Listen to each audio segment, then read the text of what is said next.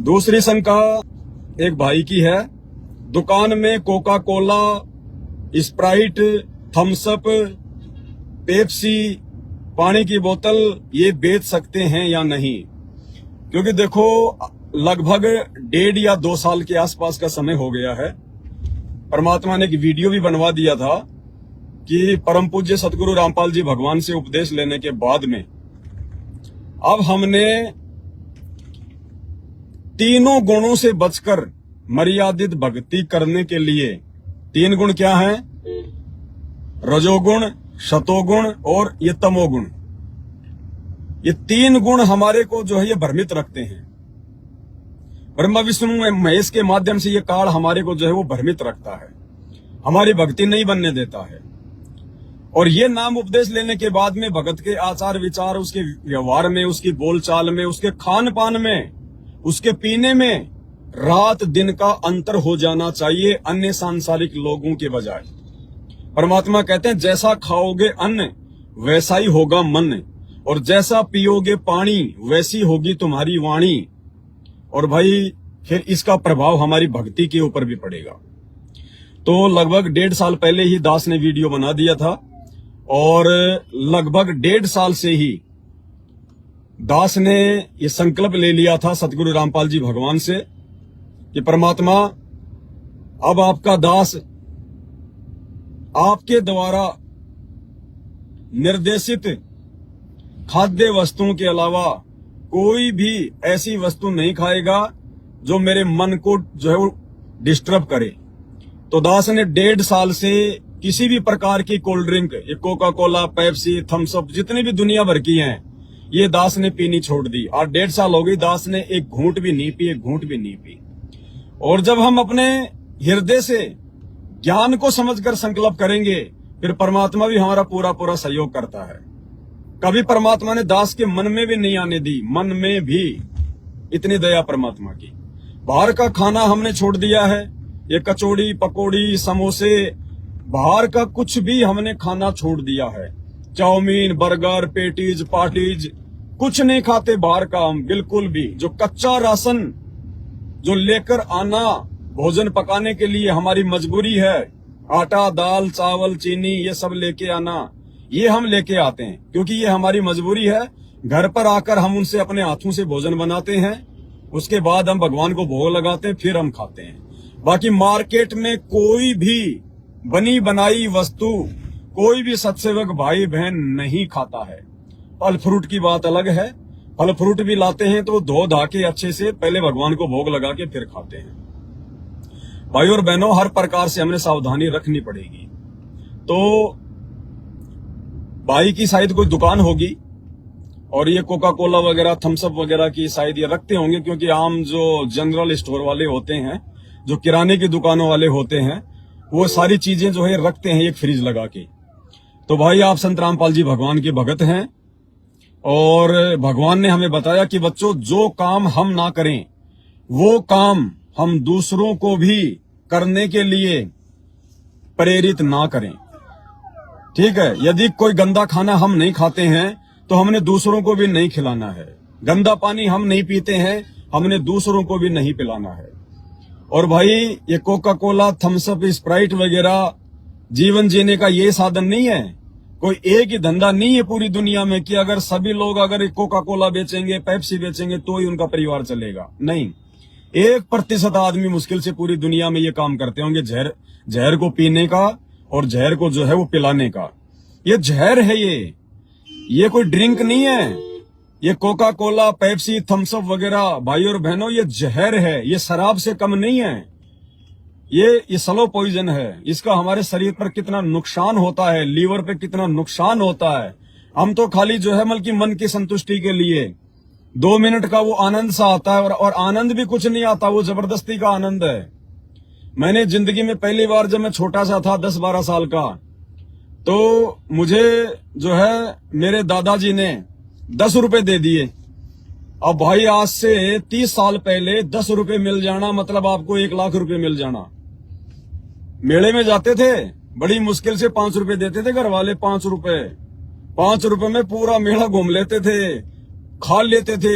1 रुपए की जलेबी खा ली, हैं 50 पैसे का समोसा ले लिया और फिर भी 1-2 रुपए वापस बचा के लेके आते थे।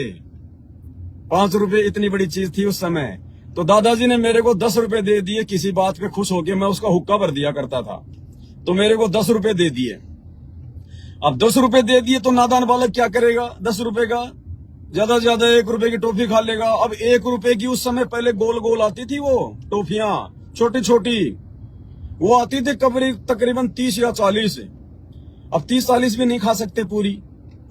तो दास क्या किया, उस समय ये कांच की बोतल में छोटी छोटी Pepsi, Thums Up, Coca Cola, Mirinda ये आती थी। अब लोगों को पीता हुआ हम देखा करते थे। अब हमारी औकात थी नहीं, क्योंकि वो 5 या 6 रुपए की आती थी। तो लोगों को पीता हुआ हम लोग देखा करते थे, तो सोचते थे यार कभी हम भी पियेंगे क्या। अब दादाजी ने 10 रुपए दे दिए, 10 रुपए में आ जाए 2 कोका कोला।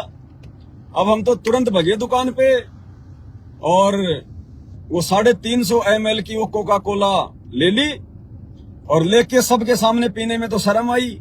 दुकान के पीछे जाके और उसका ढक्कन खुलवा के, ढक्कन खोलते उसमें धुआं निकली और दुकान के पीछे बैठ के जहां पे लोग जो मतलब पेशाब किया करते थे वहां बैठ के आराम से, और हमने जिंदगी में पहली बार वो कोका कोला पी। अब पीने का हमें पता नहीं था, हमें क्या पता कि लोगों को तो पीने का एक्सपीरियंस हो गया है। कई तो पूरा मुंह को लगा के एक बार में पी जाते थे। तो हमने सोचा कि ऐसे पीनी होती है कि जैसे हम लोग पानी पीते हैं, और जिंदगी में पहली बार पी रहे थे और हमने उसका ढक्कन खोल के मुंह के लगा के गटागट गटागट गटागट वो आधी पी बड़ी मुश्किल से, क्योंकि अंदर वो जो है वो जलन हो गई, पहली बार पी रहे थे। और भाई जैसे हमने आधी बोतल पी, और आधी बोतल पीने के बाद में जो हमारा हाल हुआ, डकारें आने लगी, नाक के अंदर से पानी आने लगा, धुआं आने लगा। हमने सोचा भाई ये कोई क्या चीज है ये, अरे कोई पेप्सी की जगह कोई और चीज थोड़ी दे दी उसने हमारे को।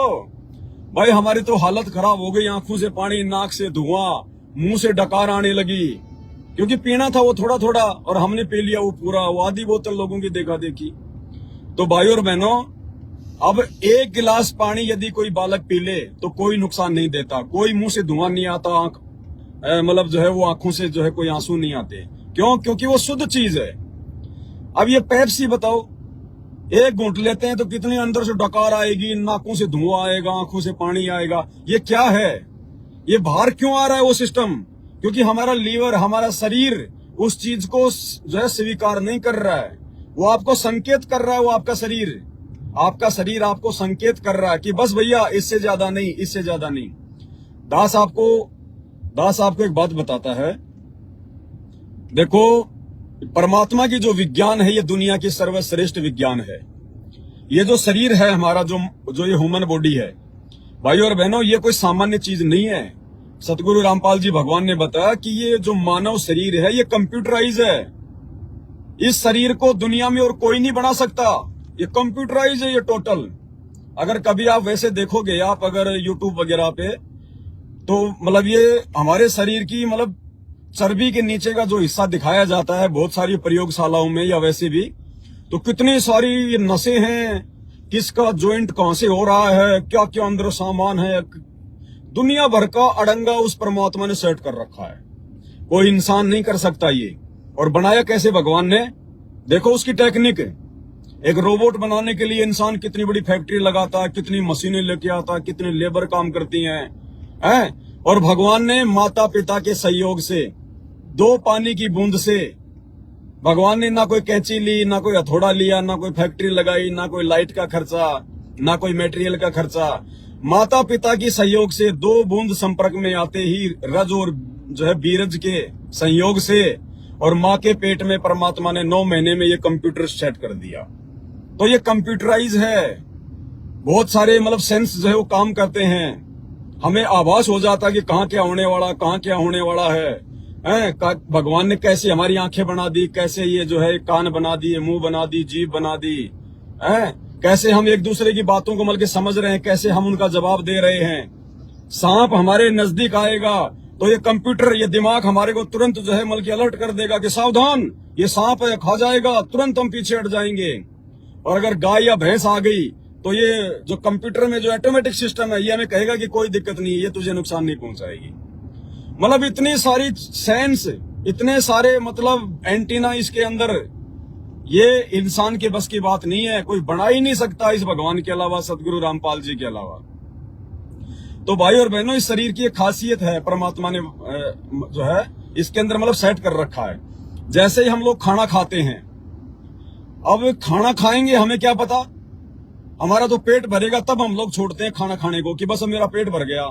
लेकिन नहीं, आपके इस शरीर को कितने भोजन की आवश्यकता है, परमात्मा ने इसके अंदर इस कंप्यूटर में एक जो है वो सिस्टम सेट कर रखा है। जब आप खाना खाएंगे आराम से, नीचे बैठकर तसल्ली से, क्योंकि खाना जो है वो खड़ा होके जो है नहीं खाया जाता है। ये भगवान ने हमारे को ऐसा शरीर दिया है, इस शरीर में हमारे को बैठ के खाना खाना होता है। उसके बाद ये जो खाना होता है आसानी से अंदर जाता है और अपना जो है वो काम करता है। लेकिन हम लोग जो खड़ा होके खाना खाने लग गए, खड़े होके सारे काम करने लग गए, तो लोगों का सिस्टम बिगड़ गया।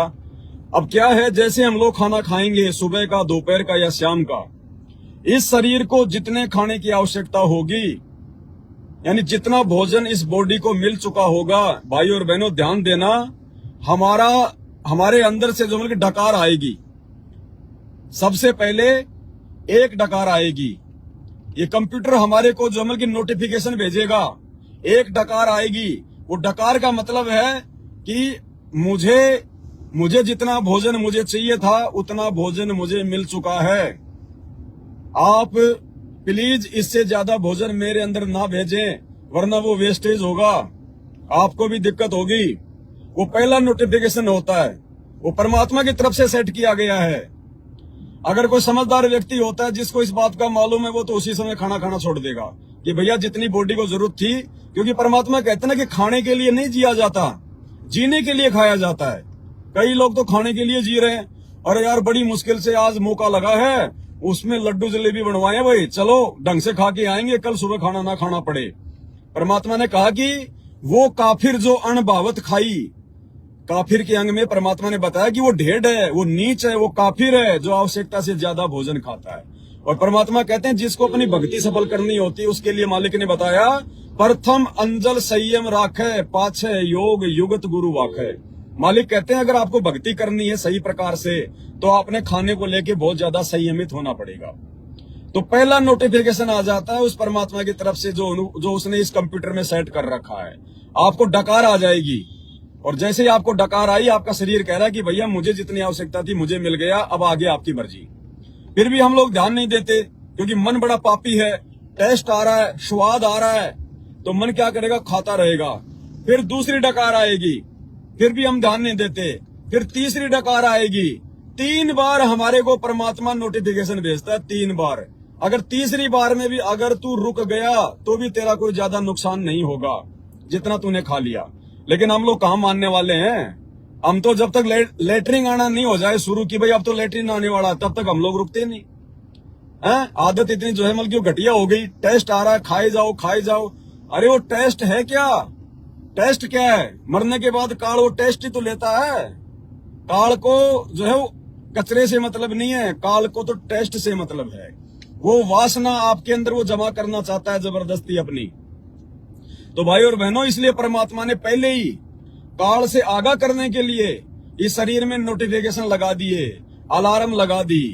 कोई 1 डकार पे रुक जाता है, कोई 2 पे रुक जाता है, कोई 3 पे रुक जाता है, कोई नहीं रुकता, ध्यान ही नहीं देता, सुनाई नहीं देता।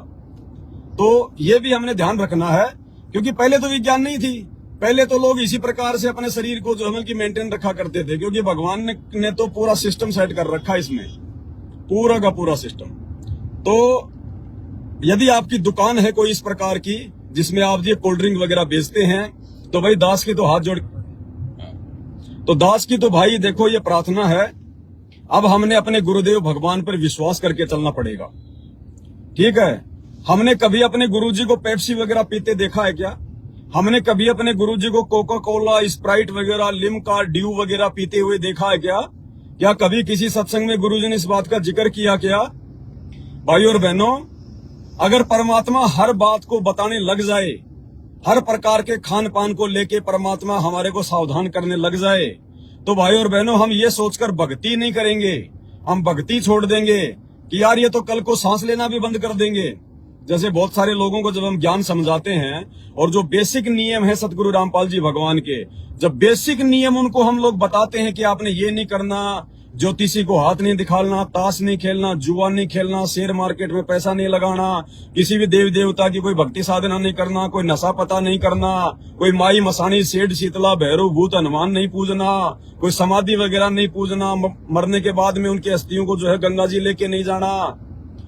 तो लोग कहते हैं यार भाई साहब रहने दो, तुम ही कर लो ये भक्ति है यार। ये काम छोड़ना मतलब होता है कि पूरा समाज छोड़ दो, पूरी दुनिया छोड़ दो और खाली बाबा जी बन के बैठ जाओ। वो आपको यही जवाब देंगे सीधा सा है। कोई समझदार होगा उसकी बात अलग है, बाकी ज्यादातर हमें फिर यही जवाब देंगे। तो भाई और बहनों, अगर परमात्मा ही अगर अपने सत्संगों में हमें हर बात इस प्रकार की अगर बताने जो है वो लग जाए, तो भाई और बहनों शायद हम लोग भक्ति ना करें। इसलिए परमात्मा ने शुरुआत में वो बेसिक नियम रखे और मालिक ने ये सोचा कि जैसे जैसे ये मेरे ज्ञान को सुनेंगे, समझेंगे, उस ज्ञान को अपनी आत्मा में जो है वो आत्मसात ये करेंगे, तो फिर इनकी आत्मा स्वीकार करने लग जाएगी परमात्मा के आशीर्वाद से। क्योंकि परमात्मा कहते हैं और ज्ञान सब ज्ञान अड़ी, और कबीर ज्ञान सो ज्ञान, जैसे गोला तोप का वो करता चले मैदान। इस ज्ञान के जो है वो प्रभाव से फिर हमारे को समझ आने लग जाएगी, अपने आत्म कल्याण का चस्का लग जाएगा। फिर हम खुद भी जो है धीरे धीरे धीरे धीरे अपने ज्ञान आधार का इस्तेमाल करके उन चीजों से दूर हटना शुरू कर देंगे। तो भाई दास की तो ये प्रार्थना है कि ज्ञान आधार यही कहता है कि आप उन चीजों का इस्तेमाल ना करें, आप उन चीजों को बेचना छोड़ दें। और मालिक पे अगर आपको विश्वास है, अगर आप भक्ति कर रहे हो, तो भाई देखो जितने भी दुकान वाले हैं सभी तो सामान ये रखते नहीं है। दुनिया भर की और भी दुकानें हैं जनरल स्टोर की, घरेलू सामान की, वो तो नहीं रखते कोका कोला, फैंटा, फलाना दिखना, उनकी भी तो दुकानें चल रही हैं। जबकि उन्होंने तो भगवान से नाम भी नहीं ले रखा, फिर भी परमात्मा उनका पेट भर रहा है ना। जबकि आप तो भगवान की शरण में हो। तो भगवान भगत जी परमात्मा पता नहीं कहां से अपने भगत को क्या दे दे, आपको पता भी नहीं चलेगा। जब आप उसकी मर्यादाओं पे चलने का प्रयास करेंगे, उस पर विश्वास करके, भगत जी आपके गले में भगवान पैसे बढ़ा देगा, आपके गले में। दास इसका प्रमाण है। जब मैं रबड़ी कुल्फियों और दही बड़े का टेम्पो लगाया करता था मैं उत्तराखंड में, उस समय परमात्मा ने अनेकों बार भगत जी मेरे गले में कभी 500 रुपए तो कभी 1000 रुपए का नोट मुझे मिलता था सुबह, जबकि शाम को मैं पूरे से साफ करके निकाल के लेके आता था। और वैसे भी परमात्मा ना जाने कहां से जो है वो ग्राहक भेज देगा। जो फायदा हमारे को कोका कोला में नहीं होना, परमात्मा जो है मतलब चीनी में दे देगा, आटे में दे देगा, नमक में दे देगा, और दुनिया भर के आइटम होते हैं भगत जी जो है वो किराने की दुकान में। हमने विश्वास करना पड़ेगा अपने बंदी छोड़ पर, अपने भगवान पर। मूर्ख मनवा काल की चिंता क्यों सताती है, सतगुरु अपना साथी है। और यदि आपकी दुकान ही यदि केवल कोका कोला की है, पेप्सी की है, आपने ऐसी कोई कोल्ड ड्रिंक की एजेंसी ले रखी है कि आपके पास में कोका कोला, पेप्सी वगैरह के अलावा और कोई सामान नहीं है, तो भाई फिर आपसे दास ये प्रार्थना करेगा कि आप अपने गुरुदेव भगवान से आप प्रार्थना ये जरूर करना कि हे परमपिता परमात्मा, अब मेरी आत्मा इन बातों को स्वीकार नहीं कर रही है। देखो भगत जी, आपने मुझे ये शंका जो है वो भेजी है, इसका मतलब परमात्मा ने आपके अंदर पहले से ही वो प्रेरणा कर दी कि बेटा ये चीजें भक्ति मार्ग में बाधक हैं, ये चीजें भक्ति मार्ग में बेचना ठीक नहीं है। तभी तो आपने मुझे शंका भेजी। अगर परमात्मा आपको प्रेरणा ना करता, ये चीजें सही होती, तो आप मेरे को शंका ही नहीं भेजते। तो आपने वही विचार कर लेना चाहिए था आप जी ने 50% तो, कि भाई कहीं ना कहीं ये चीजें भक्ति में ठीक नहीं है, और आपने भेजी। अब परमात्मा ने ज्ञान आधार से उसका समाधान करवा दिया। तो यदि आपकी कोल्ड ड्रिंक की कोई एजेंसी है, कोल्ड ड्रिंक बेचने के अलावा दूसरा आपका कोई काम धंधा नहीं है, तो दास ये प्रार्थना करेगा कि जब तक आपका कोई दूसरा काम धंधा सेट नहीं हो जाता है, जब तक आपका वो माल निकल नहीं जाता है। देखो इसमें भी बहुत सारी बातें हैं। मान लीजिए किसी ने बीड़ी की दुकान कर रखी है, सिगरेट की दुकान कर रखी है, और उसके पास में स्टॉक पड़ा है 6 महीने का, तो हम उस भगत को नहीं कहेंगे कि भैया जब तक ये स्टॉक ना निकल जाए उस समय तक तो आप इसको बेच दो। नहीं, वो तो जहर है। वो तो किसी को ना बेचना ना किसी को देना, वो तो जमीन में या तो जो है मतलब की गड्ढा खोद के तोड़ तोड़ के उनको दबा दो जहर को, या फिर उसको आग के हवाले कर दो। किसी को पता भी नहीं चलना चाहिए कि वहां इसने जमीन में गाड़ दिया, नहीं तो निकाल के पिएगा तो उसमें तुम दोषी बन जाओगे। उसको तो नष्ट ही कर देना चाहिए जहर को उसी समय। लेकिन ये जो कोल्ड ड्रिंक वाली बात है, ये थोड़ी सी हमें परमात्मा राहत देते हैं इसमें। अगर आपके पास में साल 6 महीने का कोई स्टॉक है, 2-4 महीने का कोई स्टॉक है, या फिर इसी सीजन का स्टॉक है, या फिर आप अपने किसी और मित्र को जिसकी कोल्ड ड्रिंक की एजेंसी है उनको आप जी दे सकते हैं सस्ते मंदे में, जैसे भी करके 1000-1500 का जो है वो घाटा खा के आप इस बीमारी को निकाल दो भगत जी, आप इस स्लो पॉइजन को निकाल दो भगत जी। कहने का मतलब है 2-4-5 महीने या जितने भी समय, ज्यादा नहीं, मतलब अब ज्ञान होने के बाद में आपने आगे तो किसी भी प्रकार की कोल्ड ड्रिंक आपने लेनी नहीं है, आपने कोई खरीदनी नहीं है, मतलब बेचने के लिए ऑलरेडी जो रखी हुई है उसको आप जी जो है मतलब सस्ते मंदे में निकालने का जो है वो प्रयास करो, महीना 2 महीना या फिर ये वाला सीजन। और साथ में गुरुदेव भगवान से प्रार्थना करते रहो कि परमात्मा दास को इस बीमारी से बाहर करो। ए बंदी छोड़, आप समर्थ हो परमात्मा, आप इस सृष्टि में चींटी को कण और हाथी को जो है मण देकर उसका पेट भर रहे हो, जबकि वो तो कोई काम धंधा भी नहीं करते, वो तो कोई बिजनेस भी नहीं करते, वो आपकी शरण में भी नहीं है। और भगवान मैं तो आपका जो है मतलब बच्चा हूं, मैं तो आपका जो है भगत हूं भगवान, आपको तो मेरी विशेष चिंता है। पो पार्टी पगड़ा भैया जागी जिया जून, सब काऊ को देत है वो चोट समाना चून। तो अपने गुरुदेव भगवान पर हमने इस प्रकार से विश्वास जो है वो करके भगत जी इस बीमारी को धीरे धीरे समाप्त करो। और जब हम उस परमात्मा के लिए कोई त्याग करेंगे, हम कोई परित्याग जो है वो करेंगे, ऐसा कोई काम हम अपनी भक्ति मर्यादाओं को बचाने के लिए करेंगे, फिर गुरुदेव भगवान हमसे जो है बहुत ज्यादा वो प्रसन्न होते हैं और परमात्मा इससे भी अच्छा धंधा दे देगा, इससे भी अच्छा धंधा। हो सकता है परमात्मा थोड़े दिन आप जी की परीक्षा ले कि देखता हूं, देखे ये मतलब इस भगत के अंदर क्या विचार आते हैं, मैं इसको जल्दी से कोई दूसरा काम धंधा नहीं देता हूं तो इसके मन में क्या विचार आएगा कि परमात्मा ने मेरा ये काम भी ले लिया और मेरे को दूसरा काम भी नहीं दिया। भाई भले परमात्मा 2 साल आपको दूसरा काम ना दे, आपको अपने घर पे बैठना पड़े या और कोई मेहनत का छोटा मोटा काम आपको करना पड़े, काम धंधे में कोई शर्म नहीं है भगत जी, छोटा बड़ा कोई शर्म नहीं है। आप उसको परमात्मा का प्रसाद मान के अपना स्वीकार कीजिए भगत जी। जहां हम पहले 100 रुपए कमा रहे थे, अब हम वहां पे 50 रुपए कमा लेंगे, लेकिन अपनी मर्यादाओं को नहीं तोड़ेंगे, परमात्मा को नाराज नहीं करेंगे। हमारा साथी हमारा गुरु है, हमारा गुरु भगवान है। परमात्मा अपने भगत को कभी भी नीचे नहीं गिरने देता, निराश नहीं होने देता। टूटने से पहले परमात्मा अपने भगत को संभाल लेता है किसी भी जो है वो कारण से। तो ये दूसरी शंका थी भगत भाई की। उम्मीद करता हूं परमात्मा ने ज्ञान आधार से समाधान करवाया होगा। आपको अगर ये उचित लगे ज्ञान आधार से तो आप इसको स्वीकार कीजिए भगत जी, अन्यथा मुझ पवन दास की जुबान मात्र से मतलब सुनने के कारण आपने इन चीजों को बंद नहीं करना है। आपको अगर अंदर से लगता है कि मेरे गुरु भाई ने जो बात बताई है ज्ञान आधार से बिल्कुल सही है, हमें ऐसा ही करना चाहिए। जब तक हम इन गंदगी से दूर नहीं हटेंगे और अन्य जो दुनिया वाले जो ये गंदगी खा रहे हैं पी रहे हैं अज्ञानता में, जब तक हम उनका सहयोग करना नहीं छोड़ेंगे उनको पिला पिला के, तब तक कैसे ये समाज में जो है ये सुधार होगा। हमारे बाप दादा कौन सा स्प्राइट पीते थे भगत जी, कौन सा पेप्सी पीते थे, सुबह उठते दूध दही छाछ राबड़ी पीते थे और 6.5 फुट की हाइट थी, और जब 90 साल के हो जाते थे उनके बाल नहीं उठते थे। और आज देखो पूरा ये मतलब ये क्रिकेट का स्टेडियम बन रहा है। क्यों? क्योंकि मैंने तो 10 साल की उम्र से पेप्सी पीना शुरू कर दिया था, अभी आपने सुना। तो यही होगा और क्या होगा। अगर मैं भी अगर बचपन से दूध दही छाछ राबड़ी पीता तो मेरे भी आज भगत जी यहाँ पे बाल होते लंबे लंबे। खैर हमें बालों की कोई आवश्यकता नहीं है, वो तो मालिक की मौज है। दास तो आपको बता रहा है ये बातें। तो भाई और बहनों, हम फिलहाल किसी टोल टैक्स पे हैं, नेटवर्क थोड़े से डाउन आ रहे हैं, तो थोड़े नेटवर्क अच्छे आ जाएं निकलने के बाद में फिर तीसरी शंका लेंगे हम किसी भगत भाई की, क्योंकि फिर हमारी संध्या आरती का टाइम भी हो जाएगा भाई और बहनों, क्योंकि 6:15 हो गए, 6:30 बजे के आसपास हम संध्या आरती भी करेंगे फिर। तो 15-20 मिनट हम और लाइव आएंगे।